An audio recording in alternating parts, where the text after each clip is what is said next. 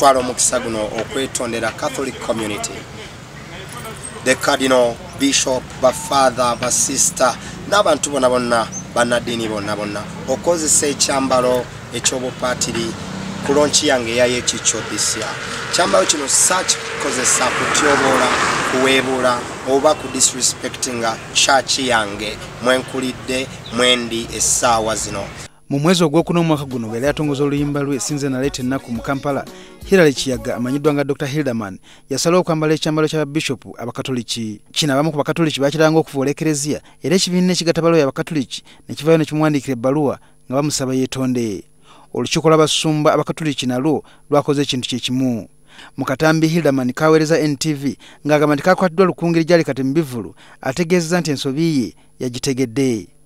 Bannange buli omu gwe nakosa kintu kino njagala mukitegere, nakikola mu butali bugenderevu, nakikola nga ndowooza nti kiyamba nze ne church yange, naye bwe kiba kirina oyo yenna gwe kyasobya oba gwe kyanyiza, I apologize, nsaba kisonyiwo, let's go forward. Agasseko nti ekigendererwa kye tekyali kuvoola ekereziya. Mistake ziriwo okukolebwa abantu, naye kisinga omuntu oyo akoze mistake kwe kubanga agitegedde. Sobi yange ngitegedde nti nina bye nanyiiza, naye ebigendererwa byange tebyali bya kutyoboola, kuweebuula oba ku disrespectinga church oba religion yange. Saba kisonyiwo.